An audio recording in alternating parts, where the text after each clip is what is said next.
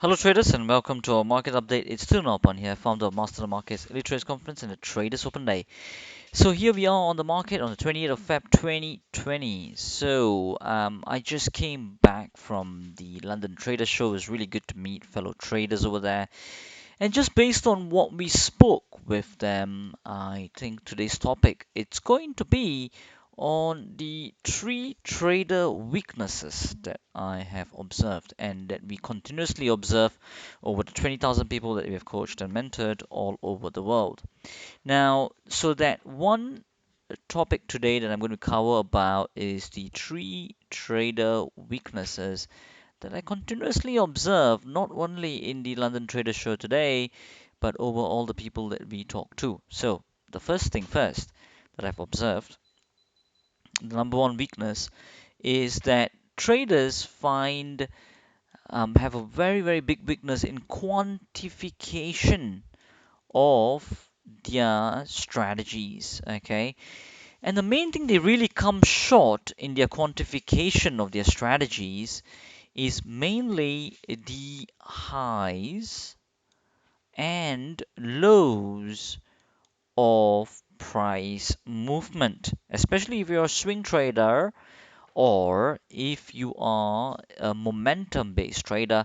Whatever it is, I believe that quantifying your highs and lows will definitely help you. And not only that, in terms of quantifying your setup so that subjectivity is removed. Okay, now this quantification, I've seen that most people do not have it, they do not know how to do it, and they do not know the right questions to ask to do as well. Other trader training companies as well, if you want to test and assess their quality and their reliability, you can always question them on the quantification. The litmus test to quantification is when you particularly enter on a particular trade, do you have subjectivity? Do you have doubt as whether you should enter this trade or not, and does it affect consistency? Whenever you get doubt when you're entering a trade or exiting a trade, then your quantification rules are not clear. If your quantification rules are very clear, it can be programmed, that's one. And second, if you were to ask the question to thousands of people in the classroom, they will all have the same answer for you. Okay, so that is one of the main weaknesses of we have always observed, and also in the London Trader Show today on quantification of your strategy. We'll be talking a lot of that in the live trading webinar coming up uh, next week on Wednesday, and also the 2 weeks later as well. The second thing, what I have observed that is a weakness of most traders is logging in their strategy performance. Okay, their strategy performance. Now, the strategy performance does not just necessarily need to be of the last trade that you did or last trade that you did next last month or last week. It needs to be cumulative, and this is something that we'll be going through quite a bit in our live trading webinar. Now, cumulative as in what? I mean, as in month by month, year by year at least. Keep on logging it and let it build up. We've got cumulative strategy performance starting all the way from 2013 all the way up to now. Whether it's profit, whether it's loss, we are transparent totally about it. Okay. So, for example, a cumulative strategy performance would look like this. So, for example, let me just bring that up over here. Let's say on the LTM journal, we can see that, let me just bring that up, 2020, we got LTR performance, right? So we can see that, let me just erase this away so you can see it. You can see from 2012 actually we started, and then it keeps on going month by month as well, cumulative, how much they're all adding up, 14, 15, 16, 17, 18, and 19. You can see all of that. So that's how it would look like, okay? Cumulative strategy performance. That's the second thing that I've seen that is lacking from most traders. So the first one, the second one is going to be strategy performance. The third thing is from the strategy performance, then you can start to monitor your progress, and then you can look to optimize your current strategies if need may be, okay? But without the second, you can't do the third. So this is for monitoring purposes. It's the principles are the same for any kind of business too. So once you got a business running and you got good sales coming in, cash flow coming in, then you're always monitoring the cash flow levels, okay? Is it improving? Is it being steady? Or is it dropping? And then what can I do to optimize my marketing or my sales? So the same thing over here, traders, is that based on your strategy performance, where you're logging it month by month, trade by trade, and you're checking on your parameters of your reliability performance of your strategy, the expectancy performance of your strategy, then you ask yourself, what do I really need to optimize over here, or do I even need to optimize? Now, one of the most important questions for optimization is what Ray Dalio asks. And Ray Dalio is one of the biggest hedge fund managers of the entire world, and his hedge fund is worth $160 billion. And the question that he continuously asks to keep at the top of the game is why must your strategy continue to work? Why must it continue to work? And this question alone, firstly, not many people really know. In fact, all the 20,000 traders I've come across, not even one person knows about this question. And even if I ask them the question, they do not know the answer and they become dumbfounded. Okay, so be honest to yourself. Can you really answer this really well? And the more and more you can answer this very well, the more and more your conviction and your confidence will come about.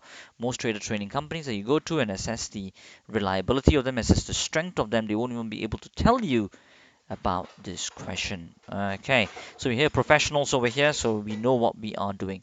Right, so the quantification is the first one, just to summarize. The next one is your strategy performance, and the last thing is the optimization of why must your strategy continue to work. Okay.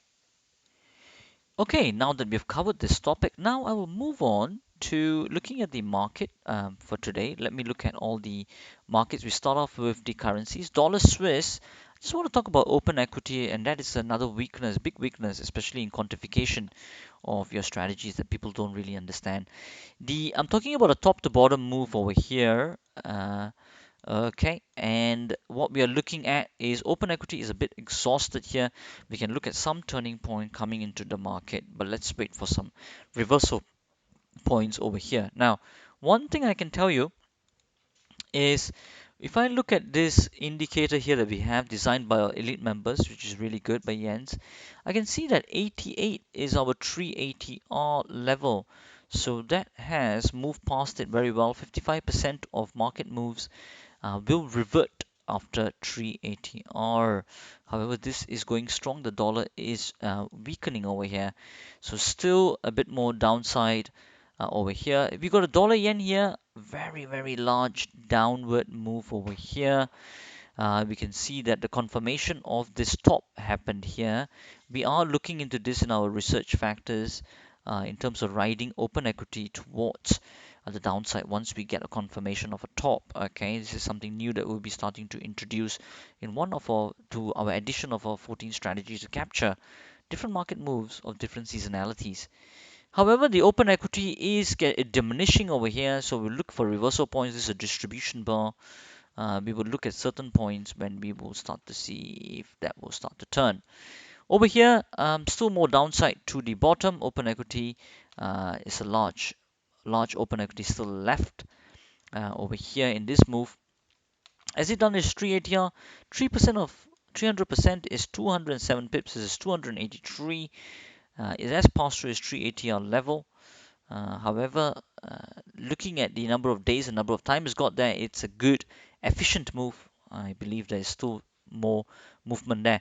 Euro dollar, we did catch this move on the confirmation bar over here. We are riding it. We did get out yesterday once the distribution bar was because of a constant trend move.